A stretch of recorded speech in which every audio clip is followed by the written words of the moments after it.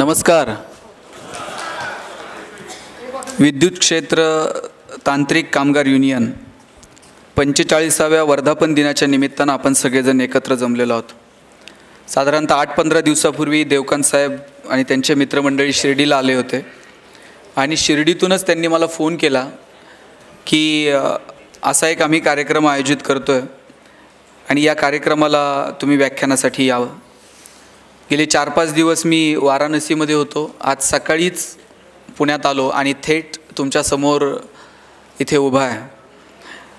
मी आपल्या सगळ्यांची भाषणं ऐकली, सुरुवातीचं प्रास्ताविक ऐकलं. मॅडमही आत्ता त्यांनी आपले सगळ्यांशी संवाद साधला. तुम्ही सगळी माणसं ही प्रकाश देणारी माणसं आहात. रवींद्रनाथ टागोरांची खूप सुंदर कविता आहे. त्या कवितेचा भावार्थ असा आहे, मावळतीला जाणाऱ्या सूर्याने एकदा प्रश्न विचारला होता, मी गेल्यानंतर या जगाला प्रकाश कोण देईन. त्यावेळेस सगळे ग्रह सगळे तारे खाली माना घालून शांत उभे राहिले. कुणीही धाडस दाखवलं नाही की सूर्य मावळल्यानंतर आम्ही पुढे येऊ आणि आम्ही जगाला प्रकाश देऊ. त्यावेळेस एक छोटीशी पंथी पुढे आली आणि ती म्हटली, हे प्रभो, कुणी प्रकाश देवो न देवो, मी मात्र माझ्या परीनं प्रकाश द्यायचं काम करेल. आणि त्या पंथीनं पुढे येऊन अंधाराला भगदाड पाडायचं काम केलं. मला वाटतं सूर्य मावळल्यानंतर या जगाला प्रकाश देण्याचं काम जर कुणी केलं असेल, नाही सूर्य बनून आपल्याला जगाला प्रकाश देता यायचा, पण आपल्या आपल्या गावात आपल्या आपल्या कार्यक्षेत्रात आपण जगाला प्रकाश देण्याचं काम करत आहात. त्याबद्दल मी पहिल्यांदा आपणा सर्वांचं मनापासून कौतुक करतो. ज्ञानोबांनी सांगितलं, दुरितांचे तिमिर जाओ, विश्व स्वधर्म सूर्य पाहो, आणि मग काय असेल ते जो जे वांछिल तो ते लाहो प्राणी जात. ज्ञानेश्वरी आपण सगळ्यांनी वाचली असेल. सगळी जरी वाचली नसली तरी पसायदान त्यातला आपल्या बहुतांशी लोकांच्या पाठ आहे. आणि त्यातली आपल्या सगळ्यांची आवडती ओवी जर कोणती असेल तर जो जे वांछिल तो ते लाहो प्राणी जात. माऊलींनी थेटच सांगून टाकितलं हो, ज्याला ज्याला जे जे हवे ते मिळू दे. याच्यापेक्षा आणखी काय हवं असतं. परंतु माऊलींनी त्याच्या अगोदर सुंदर मेक मारून ठेवली आहे, ज्याला ज्याला जे जे हवे ते मिळेल. पण कधी मिळेल? दुरितांचे तिमिर जाओ, विश्व स्वधर्म सूर्य पाहो, आणि मग जो जे वांछिल तो ते लाहो प्राणी जात. माऊली सांगतात की अंधार दूर होऊ दे, तिमिर दूर होऊ दे, अज्ञान दूर होऊ दे, विश्वरूपी सूर्याचा उदय होऊ दे, आणि मग ज्याला ज्याला जे जे हवे ते मिळू दे. मला वाटतं की आपल्या आयुष्यातला अंधार दूर झाला, अज्ञान दूर झालं, तिमिर दूर झालं की मग आपल्याला जे जे हवं आहे ते मिळणार आहे, असं ज्ञानोबा माऊलींनी सांगितलं आहे. आज आपल्याला सगळ्यांना कशाची अपेक्षा आहे? आज आपल्या सगळ्यांना वाटतं की आपल्याला सुख मिळावं, आपल्याला आनंद मिळावा, आपण समाधानानं जगावं. याच्यापेक्षा दुसरी काय अपेक्षा असते माणसाची? लहानपणी आपण आईसोबत मंदिरात जायचो. आई काय म्हणायची? देवासमोर हात जोडा आणि म्हणा, देव बाप्पा कशात ठेव? सुखात ठेव. आम्ही आमच्या आजोबांसोबत जायचो. आजोबा सांगायचे, देवासमोर हात जोडा आणि म्हणा, देव बाप्पा सुखात ठेव. सुख ह्या शब्दाचा अर्थही नीटसा कळत नव्हता. तेव्हापासून तर आयुष्याच्या शेवटच्या श्वासापर्यंत आपल्या सगळ्यांची अपेक्षा असते, देवानं सुखात ठेवावं, आपण आनंदी राहावं. जगात असं कोण आहे का की ज्याला वाटतं की आपल्याला दुःख मिळावं? हां, 2-5 लोक असतील की ज्यांनी भगवंताकडे दुःख मागितलं, पण त्यातही सुखाची अपेक्षा होती. कुंती भगवंताला म्हणते, मला प्रचंड दुःख दे, पण तिला ठाऊक आहे की दुःखाच्या काळात कृष्ण धावून येईल आणि मग कृष्णाला पाहण्याचं सुख मिळेल. तुका म्हणे करी फकीराचे परी, रात्रंदिस हरिनाम राहो मुखी. तुकाराम महाराज म्हणतात, भिकाऱ्याचं कर, फकीराचं कर, दारिद्र्य दे, पण तुझं हरिनाम मात्र मुखात राहू दे. एकीकडे दुःख मागितलं, पण कुठे ना कुठे एक सुखाची, एक आनंदाची अपेक्षा प्रत्येकाला असते. आपल्या सगळ्यांना आनंदी राहायचंय? खरंच राहायचंय? मला एक सांगा, आपल्याला आनंदी राहायचंय का आपण आनंदी आहोत हे जगाला दाखवायचंय? राहायचंय खरं? मग आनंदी राहणं खूप सोपं आहे. आपली गडबड कुठे माहिती आहे का? आपल्याला आनंदी राहायचं नाही आहे, आपण आनंदी आहोत हे जगाला दाखवायचं आहे. तुम्ही बघा, 10-20 लाख रुपये खर्च करून आपण परदेशात ट्रिपला जातो, तिथं काही बघतच नाही तो माणसं. फोटो काढताय, स्टेटसला ठेवताय, फोटो काढताय, स्टेटसला ठेवताय. बरं, आता स्टेटस ठेवायची सुविधा आहे, ठेवलं तर त्यात वावगं काहीच नाही. पण खरं दुःख कुठे आहे माहिती आहे का? ज्याच्यासाठी स्टेटस ठेवलं त्यानं जर बघितलं नाही ना, सगळ्या ट्रिपचा खर्च वायाला गेला, ही अशी भावना होते माणसाची. मग अडचण कुठे? आनंदी राहायचं सोपं आहे हो, पण आनंदी आहोत हे जगाला दाखवण्यासाठी जी गडबड चालली आहे ना, तिथे सगळं अवघड आहे. साधनं वाढत गेली पण आनंद किती होरपळत गेला आपण थोडंसं शोधून बघूयात. पूर्वी संवादाची साधनं कमी होती हो, माणसं थेट एकमेकांशी जाऊन बोलत होती. फार लांबच्या अंतरावर असतील तर पत्र पाठवत होती, पत्राची वाट पाहणं होतं.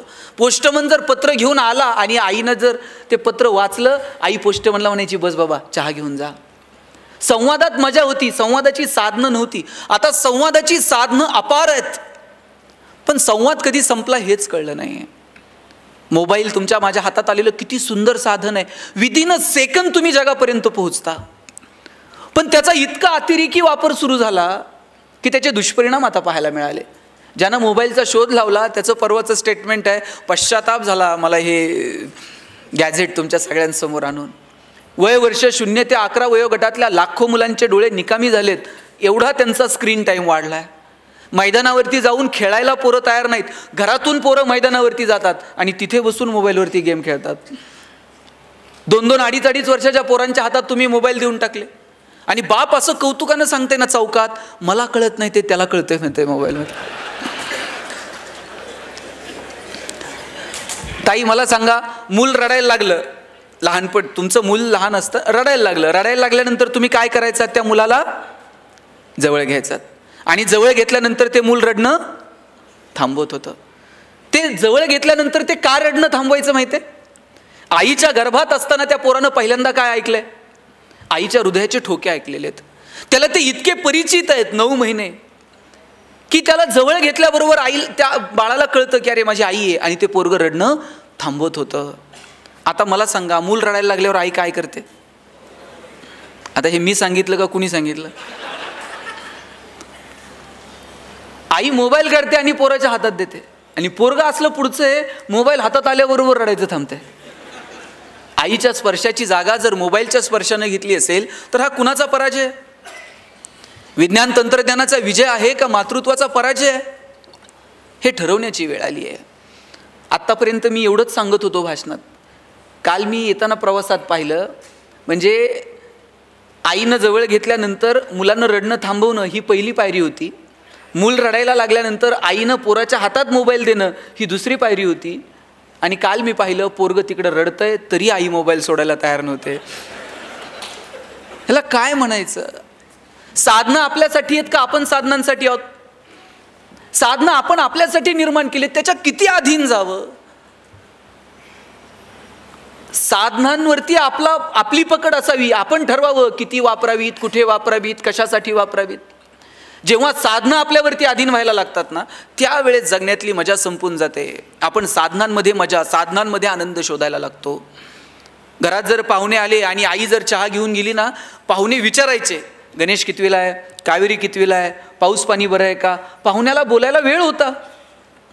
आता घरात जर पाहुणे आले आणि आई जर चहा घेऊन गेली, पाहुणा असलं काहीच विचारत नाही, गणेश कितवीला आहे, पाऊस आहे का, पाणी आहे, त्याला काही घेणं देणं नाही हो. आई चहा घेऊन गेली का पाहुणा पटकन विचारतंय, तुमच्याकडं छोट्या पिनचा चार्जर आहे का? हे अस्वस्थ आहे. आणि याच्या अस्वस्थतेचं कारण काय? याच्या मोबाईलची बॅटरी लो आहे.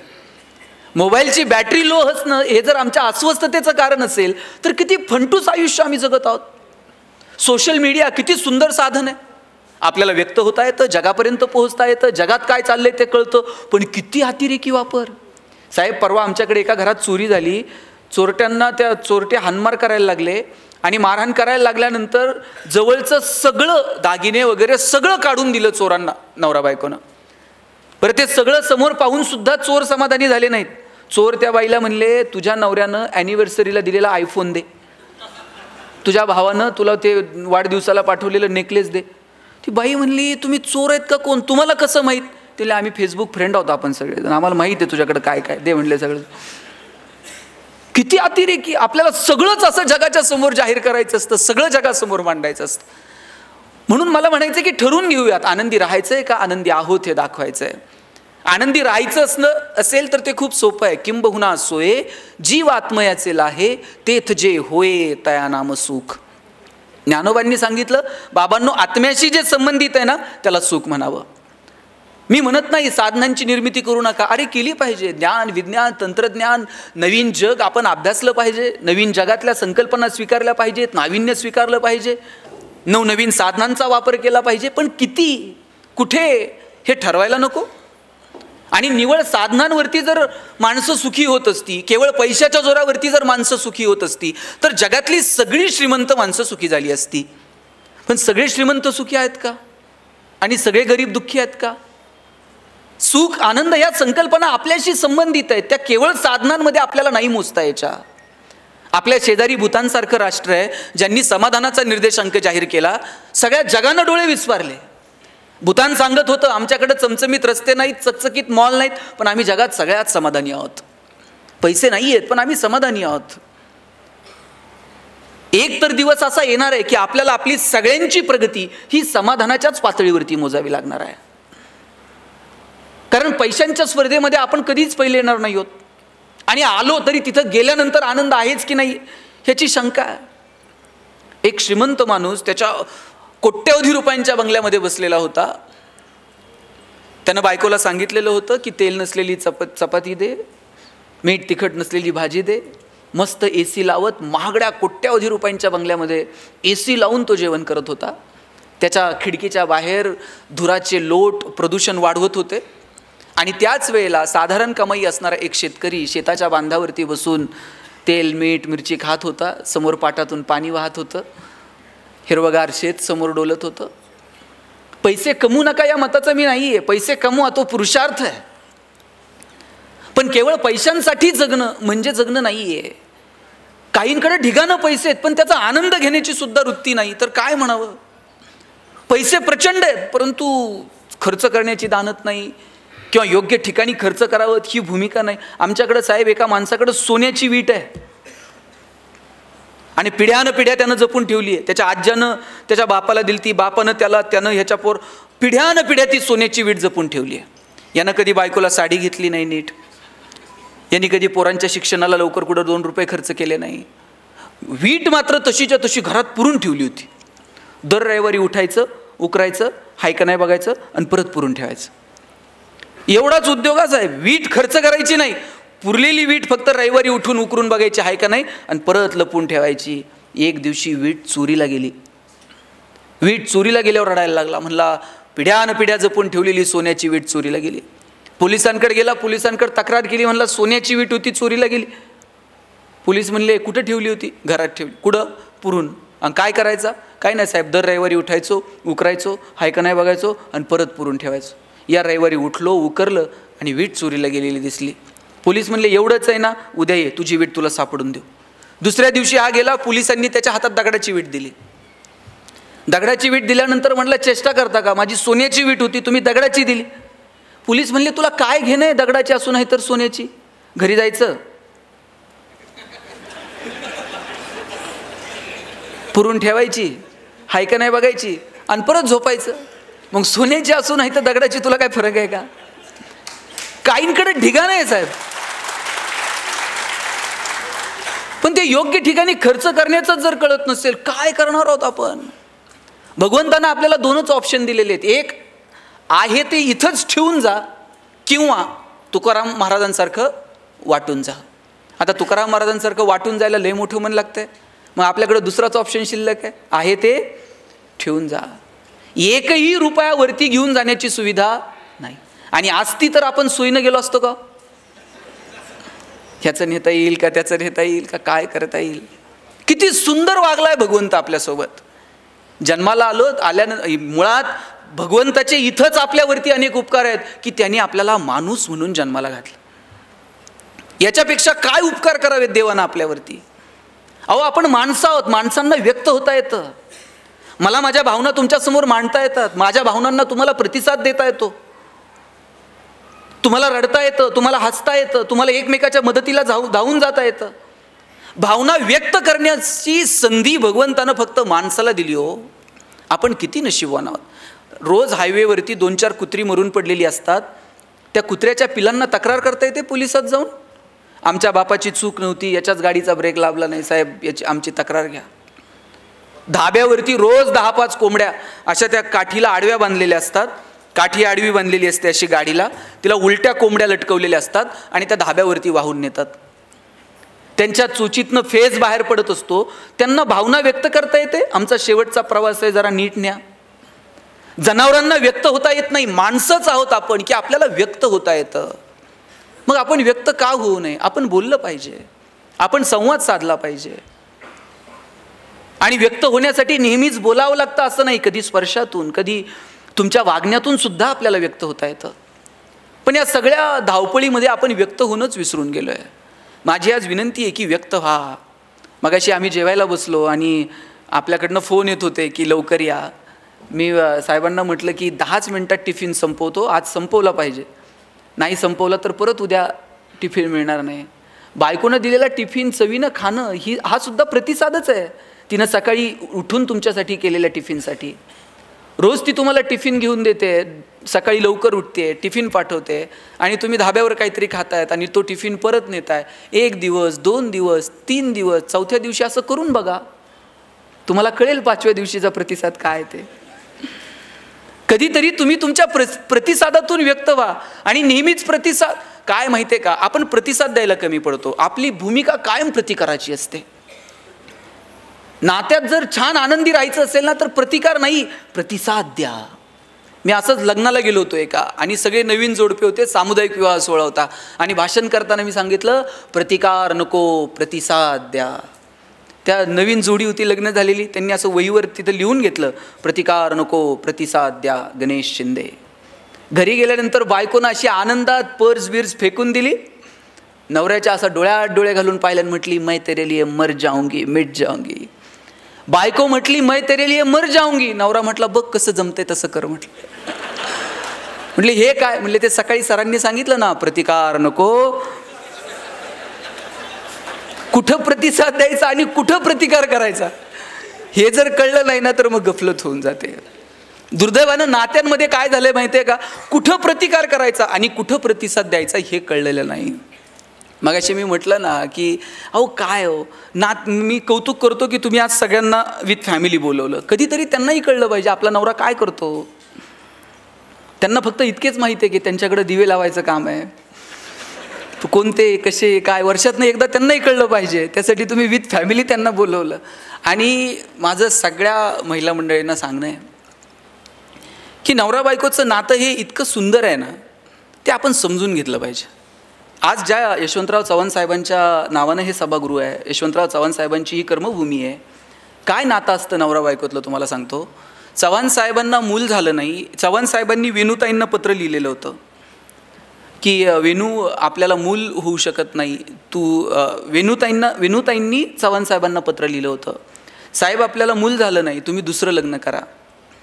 चव्हाण साहेबांनी परत पत्र लिहिलं वेणूताईंना, तुझं पत्र मला मिळालं, तू सांगितलेली संकल्पनाही मी वाचली, पण वेणू ज्या दिवशी तुझ्यासोबत मी फेरे घेतले तेव्हापासून तर शेवटच्या श्वासापर्यंत यशवंतराव वेणूसाठी आणि वेणू यशवंतरावासाठी परत असं पत्र मला पाठवू नको.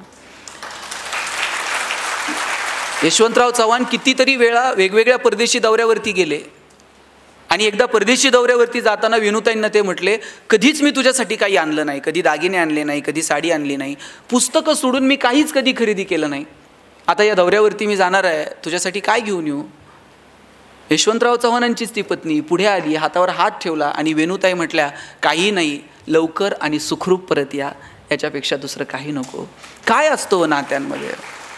आणि नाती जपायला फार पैसे लागतात, आनंदानं राहायला महागडी गिफ्ट द्यावी लागतात, असलं कुणी सांगितलंय.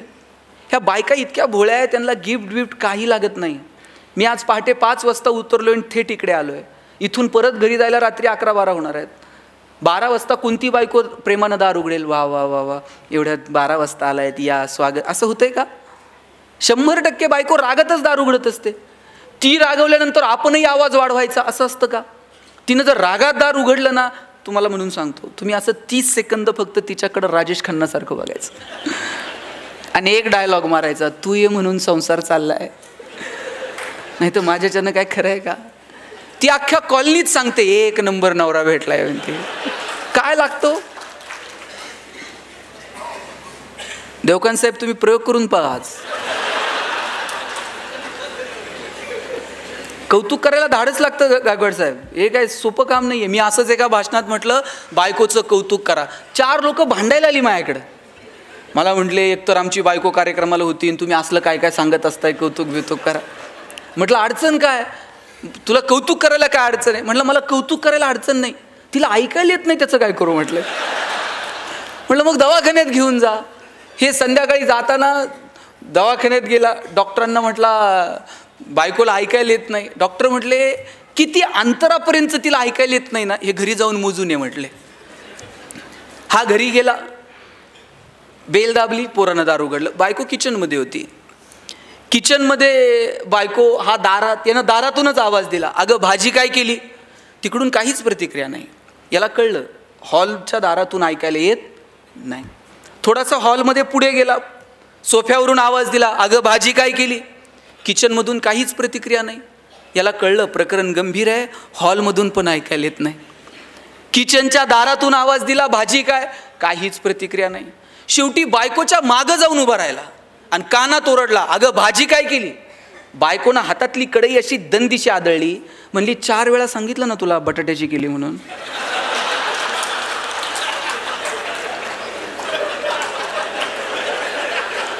तुम्हाला कळलं का नाही? कुणाला आवडत नाही हो, देवाला सुद्धा कौतुक आवडतं. देवाला सुद्धा त्याचं नाव घेतल्यानंतर छान. आपण तर माणसं आहोत. चांगलं काम करणाऱ्या माणसांचं कौतुक करा. तुमच्या ऑफिसमध्ये तुमचा कर्मचारी चांगलं काम करतोय ना, कधीतरी त्याच्या पाठीवर थाप मारा, अरे वा छान, तू चांगलं काम केलं. एखादा चुकत असेल तर त्याला केबिनमध्ये बोलून एकांतात सांगा की तुझं हे चुकतंय, परत असं होऊ देऊ नको. आपण उलट करतो. आपण 4 चौघात अपमान करतो आणि कौतुक एकांतात करतो. 4 चौघात कौतुक करायचं असतं आणि चुका ह्या कानात सांगायच्या असतात. तुम्ही सुद्धा हे घरी करून बघा. 4 चौघात तुम्ही कौतुक करा तुमच्या मुलांचं आणि मुलं एकांतात असतील तेव्हा त्यांच्या चुका सांगा. आपण पाहुणे आले का मग म्हणतो पोरगं एकदम बावळट आहे हो. कुणाचं आहे? मग का पाहुण्यांच्या समोर जाहिरात करायची? बरं आपण जर म्हटलं ना तुम्ही पोरगं कितीही बावळट असू द्या आणि पाहुणे आल्यानंतर तुम्ही फक्त पाहुण्यांना म्हणायचं आमचा दादा इतका हुशार आहे ना, दादा लगेच पुस्तक घेऊन बसतंय पाहुण्याच्या पुढं. आणि तुम्ही जर म्हणले ना दादा एकदम बावळट आहे, दादा बाहेर जातंय, पाहुण्याच्या बुटात पाणी होतं, लेसला लेस बांधन, ते मूर्खपणा करायची एकही संधी सोडत नाही. तुम्ही 4 चौघात कौतुक करून बघा आणि एकांतामध्ये ज्या चुका झाल्यात ना त्या चुका सांगून बघा. आयुष्य खूप सुंदर आहे. छोट्या छोट्या गोष्टींची मजा घेत आपल्याला पुढे जावं लागेल. मगाशी कुणीतरी सांगितलं आत्महत्या. का आपण आत्महत्या करतो? अहो माणसाचा जन्म मिळणं याच्यापेक्षा आणखी काय सुंदर असू शकतो मला सांगा? फार फार तर काय होईल, कुणीतरी गरिबीत जन्माला येईल, कुणीतरी श्रीमंत कुटुंबात जन्माला. अरे गरिबीत जन्माला आलो ठीक आहे, कुठं जन्माला यायचं आमच्या हातात नाही, पण आम्ही गरिबीत मरणार नाही हे मात्र स्वतःला दणकून सांगायचं. हां चला आम्ही कष्ट करू, काबाड कष्ट करू, मोठी होऊ, शिकू. किती किती संधी भगवंतानं तुम्हाला मला दिल्यात. मगाशी कुणीतरी एका व्यापाऱ्याचं उदाहरण सांगितलं की व्यापारात अपयश आलं, सरांनीच सांगितलं. अशा छोट्या छोट्या कारणांसाठी गडबडीत होऊ नये. छोट्या छोट्या गोष्टींसाठी आपण आत्महत्या वगैरे हे तर फार मोठे शब्द झाले हो. अनेक क्षेत्रातल्या लोकांनी आत्महत्या केल्या, इंडस्ट्रीतल्या लोकांनी आत्महत्या केल्या, व्यावसायिकांनी आत्महत्या केल्या, अनेक सामाजिक कार्यकर्त्यांनी आत्महत्या केल्या. मला प्रश्न पडतो की ज्याला जगणं कळालंय ना तो माणूस आत्महत्यांकडे का वळतो? आपल्याला बोलता येतं, चालता येतं, भगवंतानं विचार करण्याची क्षमता आपल्याला दिली, मुळात माणूस म्हणून जन्माला घातलं. आणि लक्षात घ्या किती उपकार आहेत देवाचे आपल्यावरती. जन्माला येण्याची बातमी देव 9 महिने आधी सांगतो. 9 महिने आपल्याला आधी संकेत मिळतात कुणीतरी जन्माला येणार आहे. मृत्यूचे संकेत आपल्याला 9 मिनिट तर आधी मिळतात का? आणि समजा 9 महिने आधी आपल्याला पत्र आलं असतं, हां तुमचं आवरलंय आता उरकून घ्या. पत्र आल्याबरोबर लोक गेली असती साहेब. देवाचे किती उपकार आहेत. जन्माला येण्याचे संकेत तो 9 महिने आधी देतो, पण मृत्यूचे संकेत आपल्याला मिळत नाहीत. आपण सगळेजण जाणार आहोत, पण आपल्याला माहित आहे का आपण कधी जाणार आहोत? नाही. आणि म्हणून तर आपण आनंदात राहू शकतो. एका स्मशानभूमीवरती सुंदर वाक्य लिहिलेलं होतं, मेरी मंजिल बस यही तक थी, मैंने आते आते जिंदगी गुजारली. आपल्याला सगळ्यांना तिथे जाऊन पोहोचायचं आहे. तिथं जाईपर्यंत आनंदानं जगू. तिथं जाईपर्यंतचा प्रवास इतका मस्त असला पाहिजे, जगाला आपलं कौतुक वाटेल की नाही मला माहीत नाही, आपलं आपल्याला कौतुक वाटलं पाहिजे. तुकाराम महाराज निघाले आणि एकाने विचारलं, महाराज तुम्ही निघाले, काय मिळवलं हो तुम्ही आयुष्यात? ग्रंथ लिहिले, अभंग लिहिले, काय मिळालं काय आयुष्यात? तुकाराम महाराज म्हटले, कौतुक वाटे झाली या वेचाचे. जगाचं काय मला माहीत नाही, पण मी जे जगलो ना, माझं मला कौतुक वाटतंय. आपल्याला कौतुक वाटलं पाहिजे की अरे आम्ही मस्त जगलो. नव्हती आमची परिस्थिती, पण केलं आमच्या परीनं जेवढं होईल तेवढं. नाही आम्ही धनदांडग्या कुटुंबात जन्माला आलो, पण शिकलो, अधिकारी झालो, आलो समाजामध्ये, पोरंबाळं उभी केली, 4 कुटुंबांना मदत केली, 10 गावं उभी केली. हे आपल्याला कौतुक वाटलं पाहिजे की माणूस म्हणून आपण नेमकं काय जगलो. अहो, शेतकऱ्याचा एखाद्याचा तुम्हाला फोन येतो आणि तुम्ही पटकन तुमचा माणूस तिथं बांधावरती पाठवता, त्याची विजेची तार जोडून देता, त्याच्या बांधावरती लाईट येते, त्याची मोटर चालू होते. ही गोष्ट तुम्हाला छोटी वाटत असेल की तुमच्या वरिष्ठांनी सांगितलंय, फोन आलाय, तुम्ही काम करून आलात. पण 4 दिवस जर लाईट मिळाली नाही, त्याची मोटर जर चालली नाही, तर 4 दिवसात त्याचं होणारं जे नुकसान आहे याची कल्पना तुम्ही करू शकत नाहीत. तुमच्या दृष्टीनं ते छोटं काम आहे, पण त्याच्या दृष्टीनं ती गोष्ट आभाळ एवढी असते. एखाद्या पोराचा पेपर आहे उद्या आणि त्याच्या घरात लाईट नाही आहे आणि तुम्ही जाता आणि विजेची समस्या संपून ती वायर जोडून देतात, लाईट लागते. त्या पोराला विचारा त्या 8-10 तासांची किंमत काय आहे. उद्या पेपर होता, पण तुमच्यामुळे तो रात्रभर अभ्यास करू शकला. गोष्ट छोटी आहे, पण त्या समोरच्या व्यक्तीसाठी ती डोंगरा एवढी गोष्ट आहे. या गोष्टींचं कोण तुमचं कौतुक करल नाही मला माहीत नाही, पण तुमचं मात्र तुम्हाला कौतुक वाटलं पाहिजे. रोज मृत्यूशी सामना, रोज फील्डवरती तुम्ही काम करणारी माणसं आहात, रोज विजेच्या तारांशी तुमचं खेळणं आहे, वरती त्या खांबावरती चढणं आहे.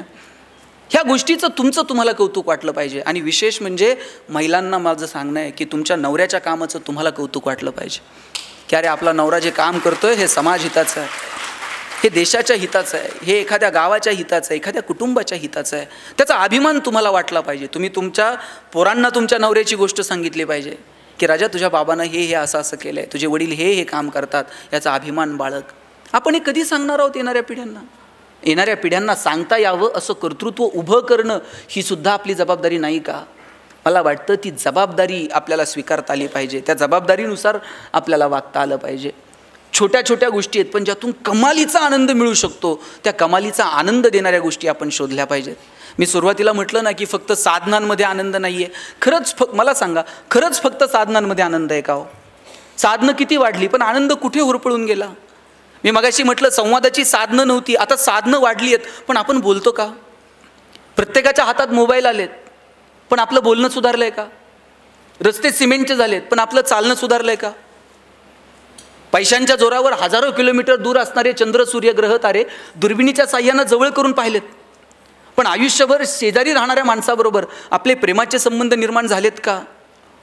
मग निवळ साधनांच्या जोरावरती आनंद निर्माण कसा होईल? साधनं कमवू नका या मताचा नाही, पण निवळ साधनांच्या जोरावरती आनंद मिळत नाही हे मात्र आपण ठरवलं पाहिजे. सुरुवातीला नोकऱ्या लागल्या, साहेब किती पगार होते हो सुरुवातीला? आता हे जे रिटायर झालेली माणसं असतील, किती पगारांनी तुमच्या नोकऱ्या सुरू झाल्या? किती पगार होते? किती? 3,000 रुपये पगार होता. काय हो 3,000 रुपये पगाराने नोकरी सुरू झाली? 3,000 पगारात लगेच 2 BHK फ्लॅट घेतला का? एका खोलीतून संसार सुरू. माझे वडील मुख्याध्यापक म्हणून रिटायर झाले, 15,000 रुपये पगार होता. रिटायरमेंटपर्यंत त्यांची सोसायटी संपली नाही, नंतर पेन्शनमधून त्यांनी सोसायटी भरली. पैसे नव्हते. मला या मागच्या पिढीचा खूप हेवा वाटतो साहेब. आमच्या पिढीला काय करायचं सांगा? आम्हाला एक फ्लॅट घ्यायचा आहे पुण्यात, त्याचेच हप्ते आयुष्यभर फेडायचे. एक गाडी घ्यायची, तिचंच कर्ज फेडत बसायचं आहे. याच्या व्यतिरिक्त आमच्यावर जबाबदारी काय? आमच्यावर विशेष जबाबदाऱ्या नाही आहेत. पण तुमच्या पिढीचं मला कौतुक वाटतं. पगार थोडे होते, पण तुम्ही भावांचं शिक्षण केलं, बहिणींची लग्न केली, गावाकडं भावाला पाईपलाईन करून दिली, चुलत्या पुतण्यांची पोरं तुमच्या घरी शिकायला होती. अहो, गावातलं कुणी जर हॉस्पिटलला ॲडमिट असलं तर तुम्ही त्याला घरातून डबा घेऊन जात होतात. हे जे एकोपा होता, हे जे एकत्र असणं होतं, हे जे कुणासाठी तरी काहीतरी करणं होतं, यात काय आनंद आहे. पैसे नव्हते, 3,000 नोकऱ्या सुरू झाल्या. काय हो, बायको जर कधी म्हटली असेल इथून साताऱ्याला घेऊन चला, गाडी नव्हती स्वतःची, मित्राची गाडी घेऊन तिसऱ्याकडनं पेट्रोलला पैसे घेऊन गाडीवर बायकोला बसून साताऱ्याला निघायचं. निम्म्या रस्त्यात गेल्यावर गाडीतलं पेट्रोल संपत होतं. गाडी वाकडी करायची, टाकीत फुकायचं, किका मारून मारून घामाघूम. बायको असं बघायची, कुठून याची माझी गाठ पडली. अशात बायकोनं नुसता खांद्यावर हात ठेवू द्यावं साहेब, कित्येकांच्या गाड्या बिना पेट्रोलच्या साताऱ्यापर्यंत गेल्या. पैसे नव्हते, पण आनंद होता की नाही? आता AC गाड्यांमधून नवरा बायको फिरतात. नवरा तिकडच्या खिडकीतनं तिकडं बघतो, बायको इकडच्या खिडकीतनं इकडं बघते. ड्रायव्हर मधल्या आरशातनं दोघांकडे बघत असतो. हे बोलत का नाही? यांना अडचण काय? साधनं वाढत गेली, पण आनंद मात्र होरपळून गेला. तुम्ही बघा, शिर्डीला वगैरे अनेक लोक येतात, साईबाबांच्या पेटीमध्ये पैसे टाकतात. ते असं म्हणत नाहीत की मी तुम्हाला बाबा एक सोन्याचं सिंहासन देतो, तुम्ही मला जाताना 2 द्या. त्याच्याकडे 2 पण घ्यायची कॅपॅसिटी आहे. पण हे बाबांना काय म्हणते माहिती आहे का, बाबा मी एवढे पैसे टाकलेत, रात्रीची झोप येऊ दे म्हणते मला. कित्येकांना झोप नाही आहे रात्रीची. आमच्याकडे एकाला झोप येत नव्हती, त्यानं सगळे डॉक्टर केले पण झोप काही आहे ना. डॉक्टरला म्हणलं डॉक्टर काही करा, पण डॉक्टर म्हणले बाबा माझे इलाज संपले, तू आणखी दुसरा डॉक्टर बघ. कंटाळला घरी निघाला होता आणि रस्त्याला एक महाराज बसलेले होते. महाराजांचे जाऊन पाय धरले. महाराज म्हणले तुला झोप येत नाही, मी काय करू बाबा. नाही म्हणला सगळे डॉक्टर झाले, महाराज काहीतरी उपाय सांगा. महाराज म्हणले आता कुठे याच्या नादी लागता. महाराज म्हणले एक काम कर, ज्याला झोप लागते त्याचा शर्ट घालून झोप म्हणले. हॅलो म्हणला, महाराजांनी एकदम सोपा उपाय सांगितला. तिथून उठला आणि डॉक्टरकडे गेला आणि डॉक्टरांना म्हणला डॉक्टर आता गोळी नको, औषध नको, इंजेक्शन नको, सलाईन नको. म्हणले मग. म्हणले मला तुमचा शर्ट द्या म्हणले. म्हणले शर्ट बावळट आहे का तुझं. ते म्हणले अहो मला महाराजांनी सांगितलंय ज्याला झोप लागती त्याचा शर्ट घालून झोपत जा. डॉक्टर म्हणले तुला कुणी सांगितलं मला झोप येते नीट म्हणून. हॉस्पिटल बांधायला कोटीत कर्ज काढलंय, बँकेचा हप्ता जवळ आला का गरज नसताना पेशंट ॲडमिट करावं लागतंय, गरज नसताना सलाईन लावावं लागतंय, त्याच्यात मेहुण्याला मेडिकल टाकून दिलं आहे, ते मेहुण्यालाच द्यावं लागतं साहेब, अलिखित नियम आहे. महिना अखेरला आमची भांडणं वादावदी, अजिबात झोप नाही. उठ म्हणले दोघं मिळून शोधू कुणाला झोप लागते. दोघं मिळून एका इंजिनियरकडे गेले. म्हणले बाबा तुला झोप येते का. इंजिनियर म्हणला 6 महिने झाले पालिकेत बिल अडकलंय, ह्या टेबल. उठ म्हणले चल. 25 जण गोळा झाले पण एकाला सुद्धा झोप लागत नव्हती. शेवटी एका पुढाऱ्याकडे गेले. म्हणले बाबा तुला तर लागत असेल, आता आमचं दुखणं काय सांगायचं आहे. म्हटला कधी कोण मुख्यमंत्री बदलल आणि कधी कोण सत्तेवर येईल आणि कधी कोण गुवाहाटीला जाईल आणि कधी कोणाला तिकीट मिळेल, काही सांगू शकत नाही. म्हटला सगळं काहीच शाश्वत नाही, आमच्या इतकं तर दुःखी आणि संकटात कोण नाही म्हटले. त्यांनी मग साहेब एक करा, तुम्ही आमच्यासोबत चला, आपण शोधू कोणाला झोप लागते. 25 जण गोळा झाले पण एकाला सुद्धा झोप लागत नव्हती. शेवटी सगळेजण दमले आणि एका शेताच्या बांधावर जाऊन बसले. म्हणजे जरा दम खाऊ आणि संध्याकाळी परत शोधाशोध सुरू करू. एक शेतकरी नांगरत होता, धोतर गुंडाळलेलं, अंगात शर्ट नाही, घामाघूम झालेला. नांगरून झालं, बैला आंब्याला नेऊन बांधली, पळत पळत गेला, विहिरीत उडी मारली, बाहेर आला, अंग पुसलं, बायकोनं दिलेलं गाठोडं सोडलं, 2 भाकरी दुधात चुरून खाल्ल्या, पायातली चप्पल उशाला घेतली आणि 1 मिनिटात घोरायला लागला. हे 25 जण म्हणले सापडला की ज्याला झोप लागते म्हणून. यांनी असा गदा गदा हलून उठवला. म्हणले अशीच झोप लागती. शेतकरी म्हणला आजच शेड्यूल आहे म्हणला आपला. संध्याकाळी म्हणला सूर्य उतरायला खाली उशीर, वजभर गवत कापलं, घेऊन गेले, जनावराला खाऊ घातलं, सगळं म्हणला एकदम ओके. तुम्ही ते ओके तिकडे नेऊ नका. हे 25 जण म्हणले आमच्यावर एक उपकार करशील. म्हणले काय. म्हणले आम्हाला 25 जणांना तुझा एक शर्ट देशील का. हे हसायला लागलं. म्हणला 25 जणांना एक आणि माझ्याकडे नुसता एक असता असा उघडा नांगरीत बसलो असतोय काय. म्हणलं काल शर्ट म्हणला अवताला गुतला, अजून शिवला नाही, एक शर्ट नाही तुम्हाला 25. किती कौतुक आहे हो. देवानं काय वागावं आपल्यासोबत. ज्याच्याकडे ढिगानं शर्ट आहे त्याला रात्रीची झोप नाही आणि ज्याच्याकडे एक शर्ट नाही ते दगड उशाला घेतलं तरी झोपत आहे. सुख आनंद या संकल्पना निव्वळ पैशांशी संबंधित नाहीत. पैसे कमवा पण त्याचा आनंद घ्या, त्याचा उपभोग घ्या. आपल्या हातामध्ये देण्याची दानत असायला हवी. विंदा करंदीकरांची खूप सुंदर कविता आहे. देणाऱ्यानं देत जावं, घेणाऱ्यानं घेत जावं आणि घेता घेता एक दिवस देणाऱ्याचे हात घ्यावेत. म्हणजे असे कोपरापासून तोडून नाही घ्यायचे, तर त्याच्यामध्ये जी देण्याची दानत आहे ती थोडी तरी आमच्यामध्ये यावी. हिरव्या पिवळ्या डोंगरांकडून हिरवी पिवळी शाल घ्यावी, सह्याद्रीच्या कड्याकडून छातीसाठी ढाल घ्यावी, वेड्यापिशा ढगांकडून वेडेपिसे आकार घ्यावेत, मातीमधल्या प्रश्नासाठी पृथ्वीकडून हुंकार घ्यावेत, उसळलेल्या दर्याकडून पिसळलेली आयाळ घ्यावी आणि शांत वाहणाऱ्या भीमेकडून तुकोबाची माळ घ्यावी. देणाऱ्यानं देत जावं, घेणाऱ्यानं घेत जावं आणि घेता घेता एक दिवस देणाऱ्याचे हात घ्यावेत. माझा दावा आहे तुम्ही जेवढं समाजाला द्याल त्याच्या हजारो लाखो पटीनं हा निसर्ग तुम्हाला परत करत असतो. पण ती देण्याची दानत तुमच्यामध्ये असली पाहिजे. निसर्ग इतका समृद्ध, एक दाणा पेरला तर त्याचे 1000 दाणे उगवतात. तो तुमचं उसनं ठेवायला निसर्ग इतका वेडा नाही आहे. तुम्ही जेवढं द्याल समाजाला त्याच्या हजारो लाखो पटीनं हा निसर्ग तुम्हाला परत करतो. मी म्हणत नाही तुमच्याकडे आहे ते सगळं समाजाला वाटून टाका, पण ज्यांची बाग फुलून आली त्यांनी 2 फुलं द्यावीत, ज्यांचे सूर जुळून आले त्यांनी 2 गाणी गावीत, ज्यांच्या दारात आभाळ भरून आलं त्यांनी ओंजळभर पाणी द्यावं, आणि ज्यांची उंची आभाळाला टेकली त्यांनी अशाच मानावर करून बघू नये, थोडंसं खाली झुकावं. आणि जी माणसं मातीत मिसळतात त्या मातीत मिसळणाऱ्या माणसांना थोडंसं वरती उचलून घेता येईल का? मला वाटतं याच्यासाठी काम करावं. बाबा आमटे नगरपालिकेतनं असे बाहेर पडले. एक कुष्ठरोगी पावसात भिजत होता. त्या पावसात भिजणाऱ्या कुष्ठरोग्याला उचलायला गेले आणि उचलता उचलता त्या कुष्ठरोग्याची बोटं तुटून आली बाबांच्या हातात. घरी गेले, बायकोनं जेवायला वाढलं, एक घास सुद्धा बाबांनी गिळला नाही. लहान मुलासारखं बाबा रडायला लागले आणि बायकोनं विचारलं, रडता का? एक कुष्ठरोगी बघितला, त्याचं दुःख बघून डोळ्यात पाणी आलं. माई म्हटल्या, मग तुम्ही रडून त्याचं दुःख कमी होणार आहे का? चला दोघं जाऊ आणि त्याला घेऊन येऊ. दोघं नवरा बायको गेले, त्याला घेऊन आले आणि पाहता पाहता काट्याच्या वनात सुद्धा सुंदर आनंदोन उभं राहिलं. पण समाजाकडे पाहण्याची जी दृष्टी आहे ना, ती दृष्टी आपल्याकडे अपेक्षित आहे. हो, ती दृष्टी कशातनं मिळते? कुठलाही महागडा गॉगल लावून ती दृष्टी नाही मिळत, ती अंतर्मनातून प्रकट व्हावी लागते. ज्यावेळेस अर्जुनानं आग्रह केला कृष्णाला की विश्वरूप दाखव, त्यावेळेस कृष्ण तयार झाला हसत हसत की अर्जुना मी तुला विश्वरूप दाखवेल. अर्जुनालाही प्रश्न पडला की अरे राधा याच्या एवढी जवळची आहे, राधेला यानं विश्वरूप दाखवलं नाही. याच्या जवळच्या अनेक सवंगडी आहेत, अनेक गोप गोपिका आहेत, त्यांना कृष्णानं विश्वरूप दाखवलं नाही. आणि मग विश्वरूप दाखवण्यासाठी अर्जुनाची निवड झाली. याच्यापेक्षा आणखी काय असावं? अर्जुन खुश झाला. ज्ञानोबांनी ज्ञानेश्वरीमध्ये इतकं सुंदर वर्णन केलं आहे, वासराला जर पाना द्यायला गाय लागली तर मध्ये तिला थांबवता येत नाही तिचा पाना. अगदी तशीच परिस्थिती कृष्णाची आणि अर्जुनाची झालेली असावी. कृष्ण अर्जुनाला इतकं भरभरून ज्ञान देत होता आणि त्यात अर्जुनानं विचारलं आता विश्वरूप दाखव. कृष्णाला थांबता आलं नाही आणि कृष्ण म्हटला, अर्जुना बघ हे विश्वरूप.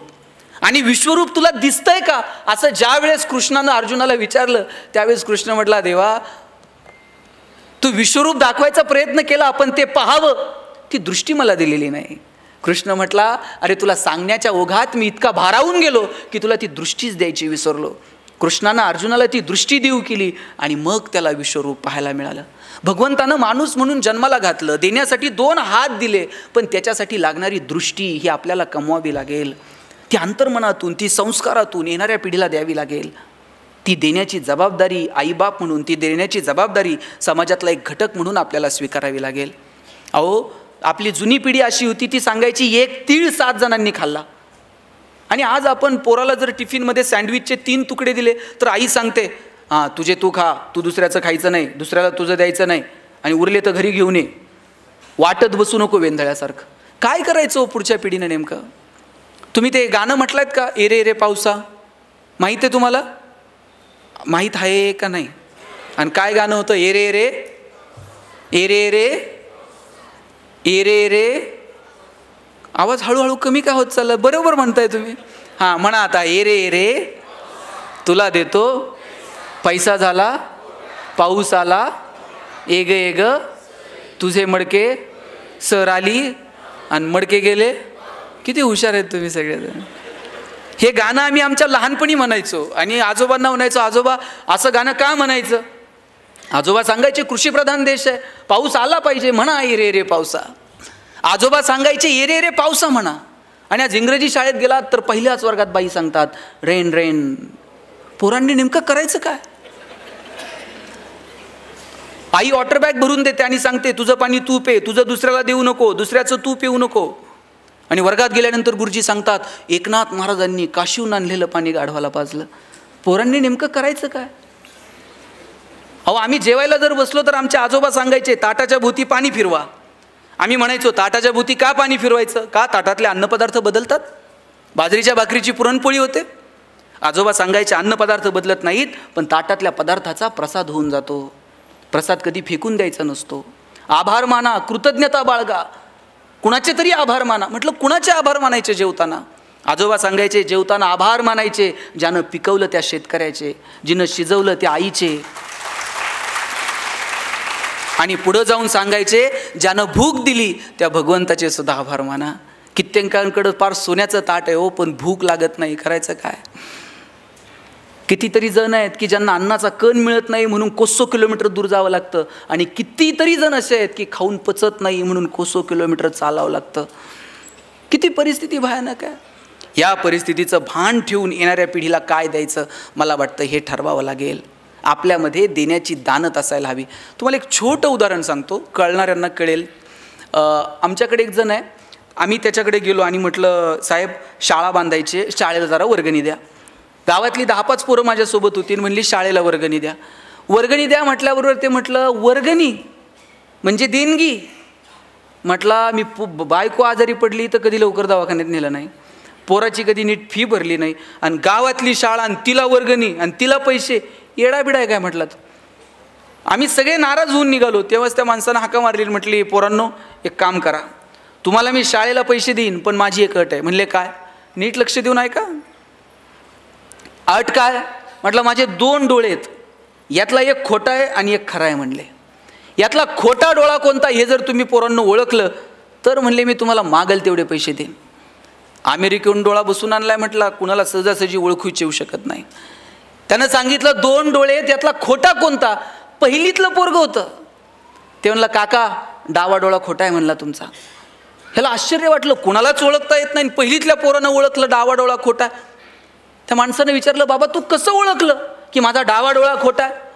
पोरगं म्हटलं, काका तुमच्या डाव्या डोळ्यात आम्हाला थोडीशी करुणा दिसली, थोडंसं प्रेम दिसलं, थोडीशी सहानुभूती दिसली, आणि म्हटलं हाच खोटा असला पाहिजे. तुमच्या वागण्यावरनं तर वाटत नाही खऱ्या डोळ्यात ती शिल्लक आहे. काय जगतो आपण? 1 रुपयाचं नाणं वर जाणार नाही, आपण कशासाठी भांडतो? भगवान श्रीकृष्ण करंगळीवरती पर्वत उचलतो आणि बासरी मात्र 2 हातांनी घट्ट पकडतो. आता ज्याला करंगळीवरती पर्वत उचलता येतो ते बासरी तर अशी गरगरा फिरवली असती की नाही, मग ते 2 बोटांनी अशी घट्ट बासरी का पकडतो? कारण कृष्णाला ठाऊक आहे, पराक्रम हा रणांगणात गाजवायचा असतो आणि नात्यांमध्ये प्रेम जपायचं असतं. आपण उलट करतो, नात्यांमध्ये पराक्रम गाजवतो आणि रणांगणात शस्त्र खाली ठेवतो.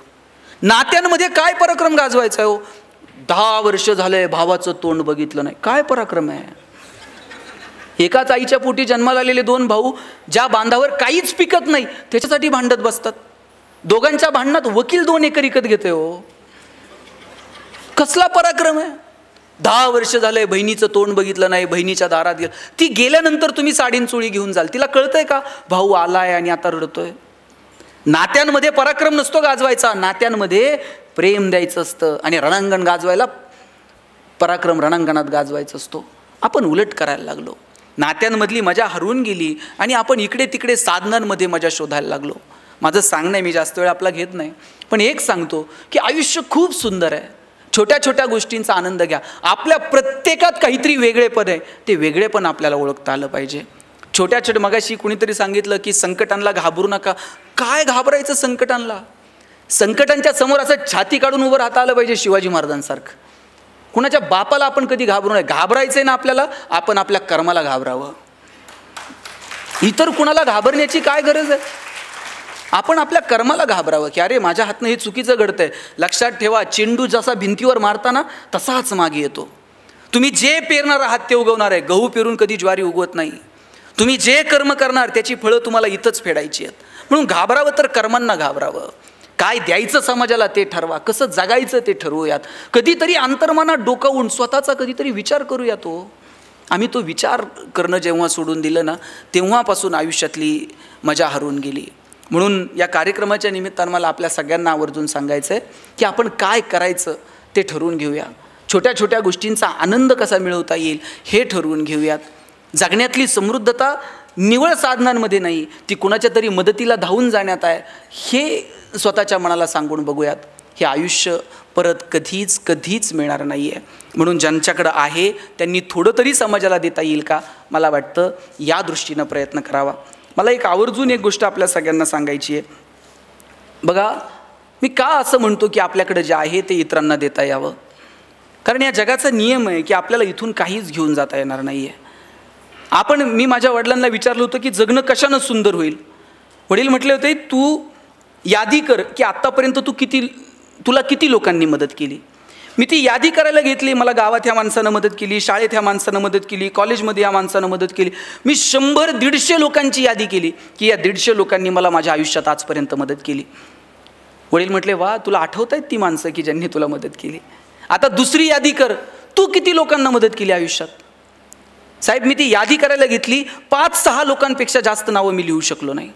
वडील म्हटले, ज्या दिवशी तुझी दुसरी यादी पहिल्या यादीपेक्षा मोठी होईल ना, त्या दिवशी जगणं सुंदर होऊन जाईल. आपण किती लोकांचं जगणं सुंदर करू शकलो, किती लोकांना ताकद देऊ शकलो. म्हणून संकटांच्या समोर गडबडीत व्हायचं नाही. जितक्या लोकांना मदत करता येईल तितक्या लोकांना मदत करावी. कुणी संकटात आहे, कुणी अडचणीत आहे, त्याला धावून जाता येईल का. आणि प्रत्येक वेळेस पैसेच लागतात मदतीला असं नाही आहे. कधीतरी एखादा चांगलं काम करतोय ना, त्याच्या पाठीवर थाप मारा आणि त्याला सांगा, वा, छान काम करतोय, आम्ही आहोत तुझ्यासोबत. एवढं म्हटलात ना तरी त्या माणसाला 10 हत्तीचं बळ येतो काम करायला. म्हणून संकटांच्या समोर गडबडीत होऊ नका.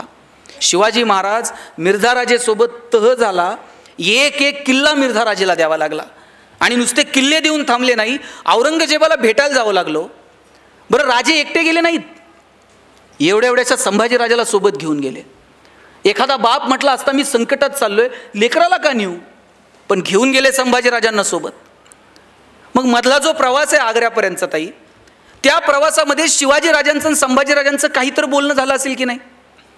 काय बोलले असतील शिवाजीराजे संभाजीराजांना. स्विस बँकेत आपला अकाउंट आहे, पासवर्ड सांगतो. काय बोलले काय असतील.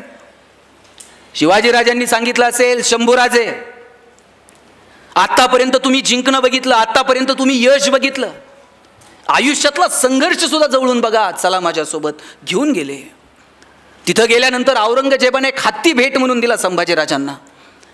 आणि थोडीशी गंमत करावी म्हणून दिलेर खान म्हटला, शंभूराजे, आप इतने छोटे हो और हाथी इतना बड़ा है, इस हाथी को आप महाराष्ट्र में कैसे ले जाओगे.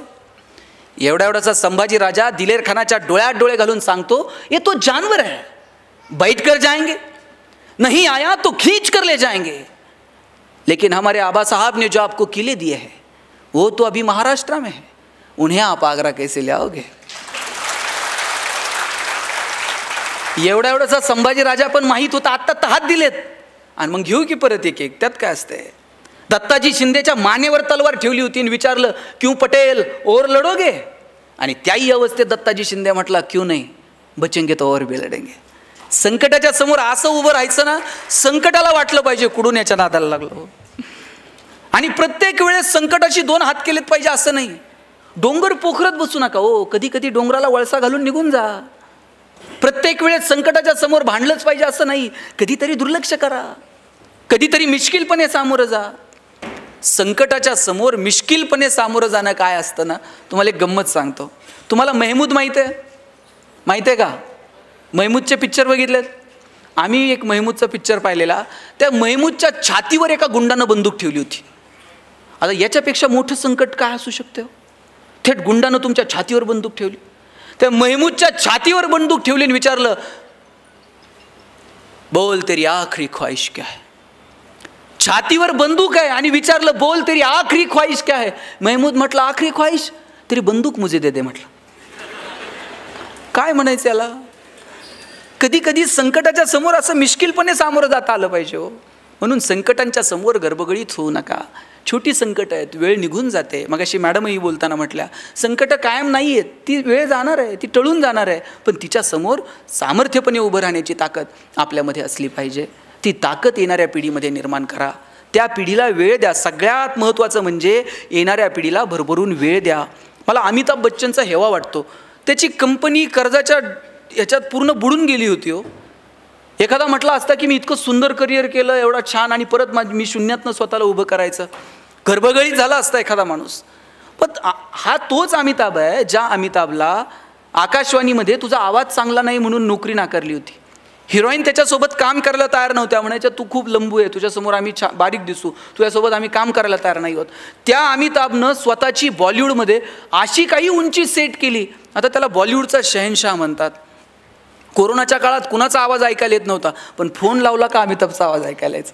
याच्यापेक्षा काय करिअर असते. आत्ताही तुम्ही टी व्ही लावून बघा, 5 मिनिटाला अमिताभ दिसतो. कोण बनेगा करोडपतीमधून पैसे कमवायला सांगतो. कमवलेल्या पैशातून कल्याण ज्वेलर्समध्ये जाऊन सोनं खरेदी करायला सांगतो. सोनं खरेदी केल्यानंतर मुथूट फायनान्समध्ये ठेवून कर्ज काढायला सांगतो. कर्जाचे हप्ते नाही भरता आले तर ते नवरत्न तेल आहेच, थंडा थंडा कुल कुल. कुठं नाही अमिताभ, कुठं नाही हो. का का आम्ही हरायचं आणि का किती आदर्श तुमच्या माझ्या डोळ्यात. तुम्ही सचिन तेंडुलकरची उंची किती हो. उंचीनं कमी असणारा माणूस, पण सचिनला बाउन्सर खेळता येत नव्हता, हाईट कमी होती.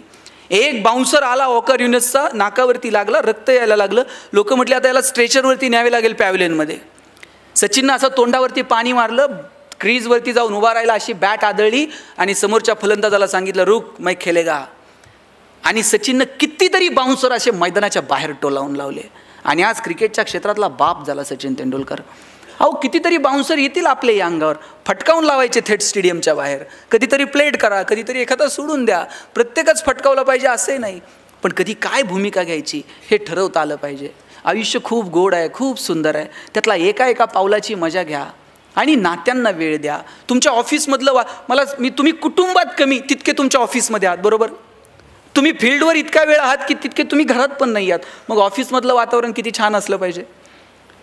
तुम्ही ऑफिसमध्ये काम करताना तुमच्या बॉसला तुमची गरज वाटली पाहिजे इतकं काम तुम्ही केलं पाहिजे. म्हणजे एखाद्या दिवशी जर तुम्ही आला नाहीत ना, तुमची उणीव तुमच्या बॉसला जाणवली पाहिजे. असंच एका कंपनीत मी लेक्चर देत होतो आणि म्हटलं तुम्हाला तुमचं सेल्फ अप्रायझल जर करायचं आहे ना, तर तुमच्या बॉसला तुमची उणीव जाणवली पाहिजे. म्हणजे तुम्ही जर एखाद्या दिवशी रजेवर आहात, तुमच्या वरिष्ठ अधिकाऱ्याला वाटलं पाहिजे अरे आज ते नाही आहेत त्याच्यामुळे ते जरा अडचण आली. तुमची उणीव जाणवली तर समजावं की आपण कामाचे आहोत. दुसऱ्या दिवशी एकानं ऑफिसच्या चाव्याच लपून ठेवल्या, ऑफिसला निघून गेलं. म्हटलं हे काय, म्हणलं उणीव जाणवली पाहिजे, दिवसभर फोन करताय म्हणल्या मला. हे असलं नाही हो, डिवोशननं काम केलं पाहिजे. आपल्याकडे ना स्ट्रेस मॅनेजमेंट नावाचा प्रकारच अस्तित्वात नाही. आपल्याकडे स्ट्रेस फक्त डायव्हर्ट करायचा, ह्या टेबलवरून त्या टेबलवर, त्या टेबलवरून त्या टेबलवर, वरतून आलं वसुली करा, त्यांनी लगेच खाली, ह्यांनी खाली. म्हणजे शेवटच्या माणसाला कळत नाही आता मी राग कुणावर काढू. ते घरी जाऊन बायकोला काहीतरी शिव्या देत आहे, बायकोला कळत नाही मी काय करू, ती पोराला लाटणं फेकून मारते. आता पोराला कुणीच उरत नाही, ते बाहेर कुत्र्याला जाऊन दगड मारते, ते तिसरंच कुणाला तरी चावतंय. स्ट्रेस मॅनेज होईल का. वरिष्ठांनी आपल्याला सांगितलंय बसूयात, एकत्र येऊयात, प्लॅन करूयात, तू हे कर, तू ते कर. स्ट्रेस असं डायव्हर्ट करू नका. सगळ्यांनी एकत्र मिळून आपल्याला ह्या गोष्टीला सामोरं जायचं, त्याचं छान प्लॅन करा. प्लॅनिंग म्हणजे काय, थिंक बिफोर ॲक्ट. कोणतीही कृती करायच्या अगोदर केलेला विचार म्हणजे planning. Proper utilization of the resources. तुमच्याकडे जे रिसोर्सेस आहेत ते तुम्हाला प्रॉपर वेनं युटिलाइज करता येतील का त्याचा विचार करा. मग जगण्यात असो किंवा तुमच्या कामात असो. भगवंतानं आपल्याला प्रत्येकाला काहीतरी वेगळं दिलंय. आपल्यातलं वेगळे पण काय ते स्वतःला विचारा, ते स्वतःला वारंवार सांगा. ह्या तुझ्या स्ट्रेंथ आहेत, हे तुझे विकनेस आहेत, हे विकनेस तुला कमी करायचे, ह्या स्ट्रेंथ तुला वाढवायच्यात.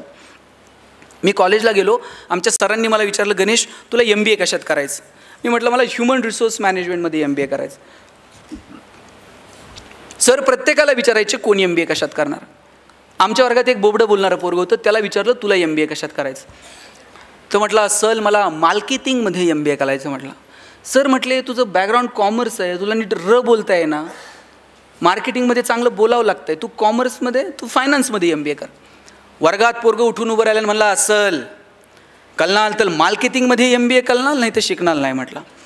आणि सर म्हणले तुला काय करायचं आहे ते कर, आपण परीक्षा घेऊयात, कुणामध्ये मार्केटिंगचं टॅलेंट आहे ते शोधूयात. आम्हाला सगळ्यांना 100 रामायणाच्या प्रती दिल्या आणि सांगितलं या रामायणाच्या प्रती बाजारात जाऊन विकून यायच्या. ज्याच्या सगळ्यात जास्त प्रती विकल्या जातील आपण समजूयात की याच्यामध्ये मार्केटिंगचं टॅलेंट आहे, त्यानं मार्केटिंगमध्ये MBA करावं. आता आम्हाला वाटलं आम्ही बोलणारी पोरं 100 रामायणाच्या प्रती तर अशा बाजारात जाऊन विकून येऊ. 8 दिवस आम्ही बाजारात फिरलो. 9व्या दिवशी वर्गात आलो. सरांनी विचारलं गणेश 100 पैकी किती प्रती गेल्या.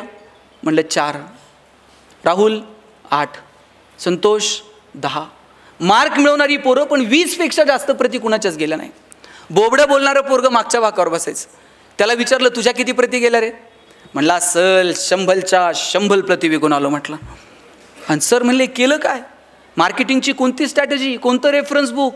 म्हणला काहीच नाही, आम्ही लोकांच्या दालात जायचो, बेल दाबायचो, लोक बाहेर यायची, लोक बाहेर आली की समोर लामायण ठेवायचो आणि सांगायचं हे लामायण विकत घेता का वाचून दाखवू. लोक म्हणायची वाचून नको दाखवू, तुझं रामायण विकत घेतो. आता बोबडं बोलणं विकण्याचा आहे का स्ट्रेंथ आहे? आणि तो दाबून ठेवला असता तर स्ट्रेंथ ठरला असता का? प्रत्येकात काहीतरी वेगळेपण आहे हो. सचिन तेंडुलकर सारखा षटकार ऐश्वर्या रायला मारता येईल का? ऐश्वर्या राय सारखा ठुमका लता दिदींना देता येईल का? लता दिदींसारखं गाणं अशोक सराफला म्हणता येईल का? तुम्ही मला म्हणले भाषण कर, मी अजूनही 2 तास बोलेल. पण तुम्ही मला म्हणले आता तुम्ही डायरेक्ट काशीहून आलाय, जाता जाता इथून एखादी कुस्ती करून जा. आपल्याच्यानं जमणार नाही. जगात प्रत्येकात वेगळे. ते वेगळेपण ज्या दिवशी आपल्याला ओळखता येईल ना, त्या दिवशी जगणं सुंदर होऊन जाईल. आपल्या मुलांमध्ये काय वेगळेपण आहे ते शोधा, आपल्या कुटुंबाला वेळ द्या, आपल्या ऑफिसमधलं वातावरण छान आनंदानं कसं ठेवता येईल याचा प्रयत्न करा. आणि सगळ्यात महत्त्वाचं म्हणजे एकमेकांशी बोला, एकमेकांशी संवाद ठेवा. गेले कित्येक दिवसांपासून आपला संवाद हरवला आहे. स्वतःला विचारा बरं, किती दिवसांपूर्वी आपण आपल्या वडिलांशी बोललो आहे? किती दिवसांपूर्वी आपण आपल्या आईशी बोललो आहे? किती दिवस होऊन गेलेत आपला आणि आपल्या वडिलांचा स्पर्श नाही आहे, आपला आणि आपल्या आईचा स्पर्श नाही आहे. अरे स्पर्शांमधली मजा एक वेगळी आहे. काय लागतो आई आणि वडिलांसोबत स्पर्श ठेवायला? घरातून बाहेर पडताना ज्यांच्या ज्यांच्या नशिबानं घरात आई आहे त्यांनी घरातून बाहेर पडताना आईच्या पायावर डोकं ठेवून बघा. आई असं काळीच काढून देते, माझं आयुष्य तुला लागू दे म्हणते. बापाच्या पायाला फक्त तुम्ही हात लावून बघा, बाप असा पाठीवर थाप मारतो, पठ्ठ्या सुखात राहा म्हणतो. लेकुराचे हित वाहे माऊलीचे चित्त, ऐसी कळवळ्याची जाती करी लाभाविन प्रीती. लाभाविना प्रेम करणारं जर जगात कोण असेल ना तर फक्त आणि फक्त तुमची आई आहे. मला सांगा पोरींनो, तुम्ही माहेरी गेलात, माहेर कुठपर्यंत? जोपर्यंत माहेरात आई आहे तोपर्यंत. बरं तुम्ही माहेरावरून सासरी येताना आईनं तुमची पिशवी कधी रिकामी पाठवली का? 4 वांगे घालून देईल, 4 शेंगा घालून देईल. तुम्ही कितीही श्रीमंत असा, तुमचं सासर कितीही श्रीमंत असू दे, आईनं कधी पिशवी तुमची रिकामी पाठवली नाही. एवढं प्रेम कोण करतो या जगात तुमच्यावरती? आई आणि मुलाचं, बापाचं आणि मुलीचं हे एक वेगळं नातं आहे. मुलीचं आणि तिच्या बापाचं नातं तर काही और असतं.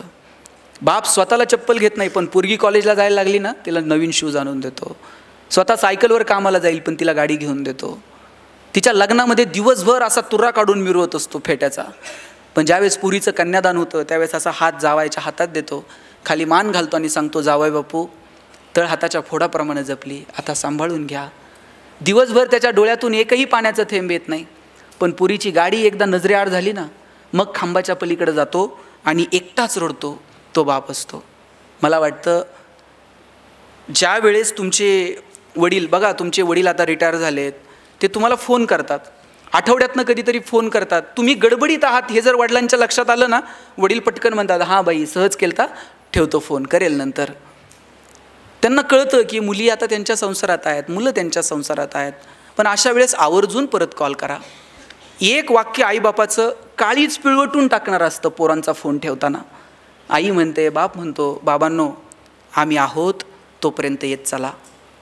ज्या दिवशी तुमचा बाप तुम्हाला म्हणेल ना आम्ही आहोत तोपर्यंत येत चला, तेव्हा तुमच्या मीटिंग, तुमचे सगळे प्रोग्रॅम्स थोडेसे बाजूला ठेवा आणि कधीतरी जन्म दिलेल्या आईला बापाला भेटायला जा. ही माणसं परत सापडत नाहीत.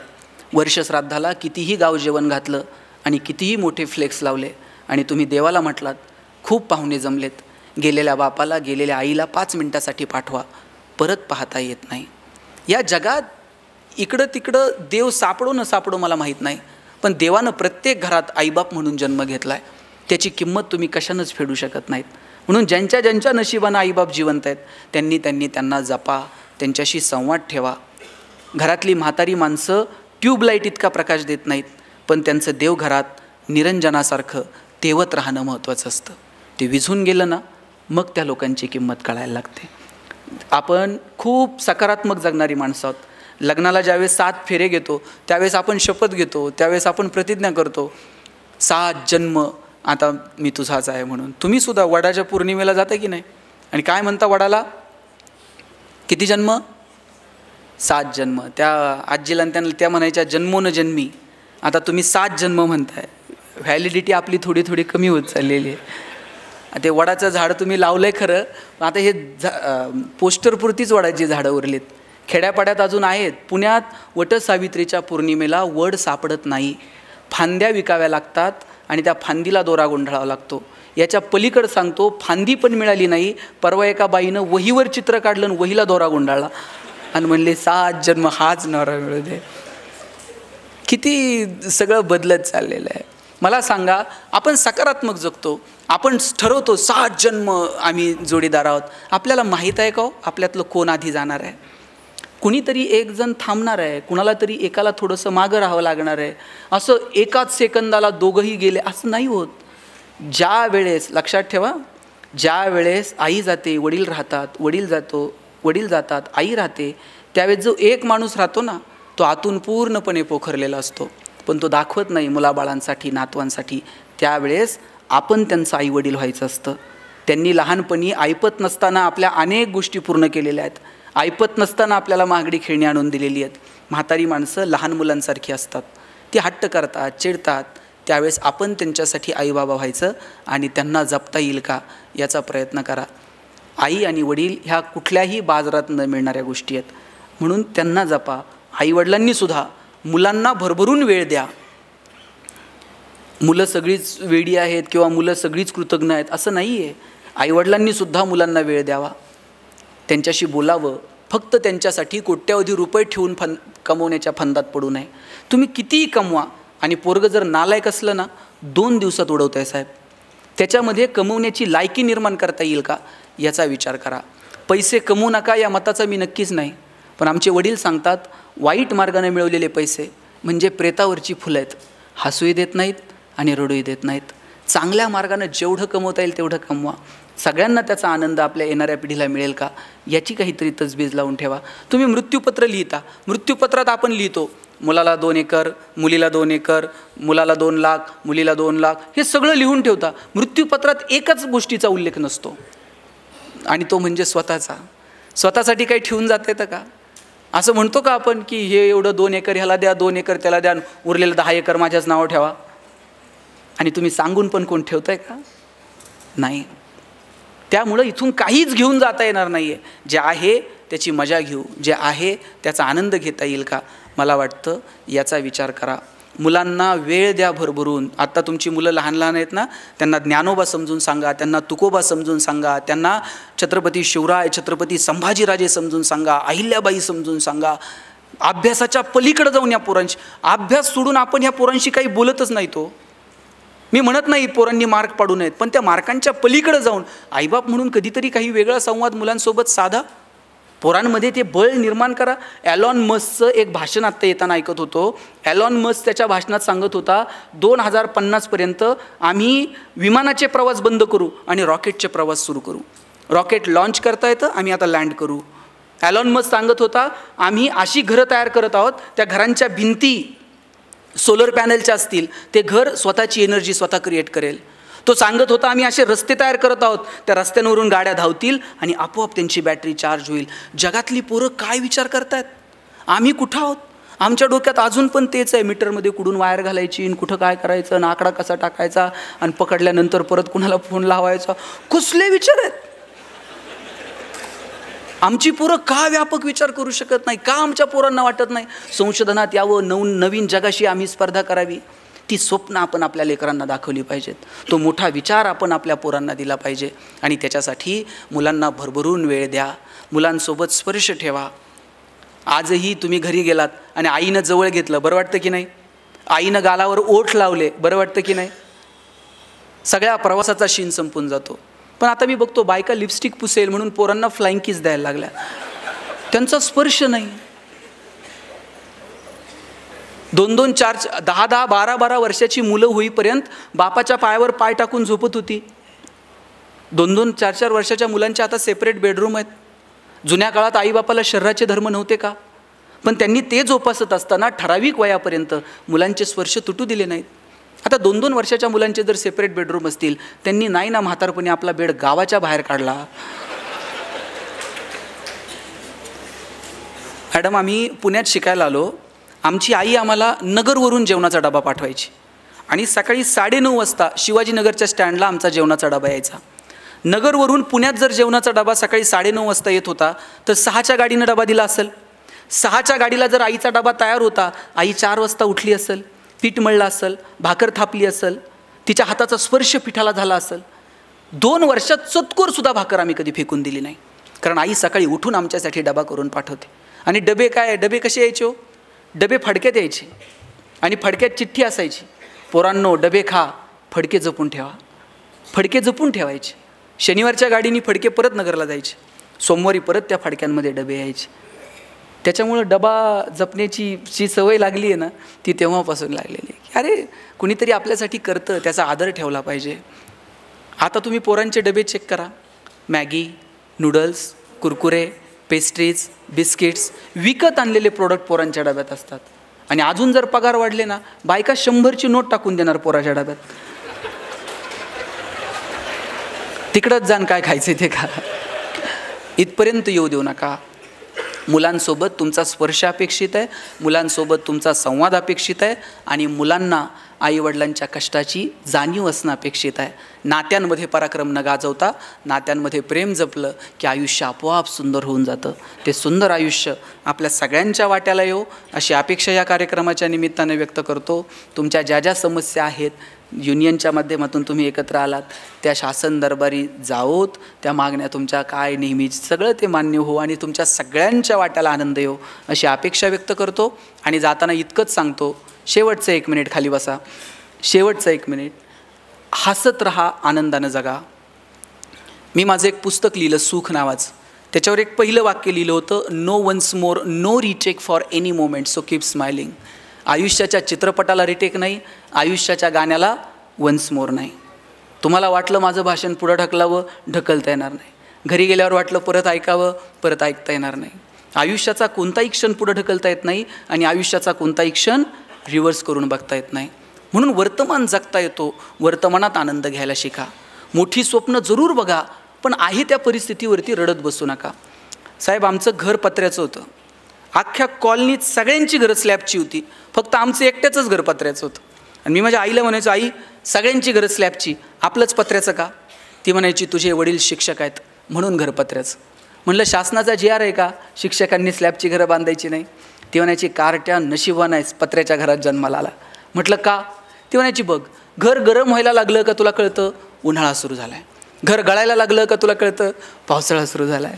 शेजारच्या स्लॅबच्या घरात उन्हाळा कळत नाही, पावसाळा कळत नाही. खास ऋतूंची ओळख व्हावी म्हणून भूगोल शिकवणाऱ्या तुझ्या बापानं असलं मॉडेल उभं केलं आहे. पैसे नव्हते पण आनंद इतका होता ना. वडील एक चॉकलेट आणायचे, माझ्या बहिणीच्या हातात द्यायचे आणि म्हणायचे, कावेरी गणेशाने तू अर्धा अर्ध करून खा.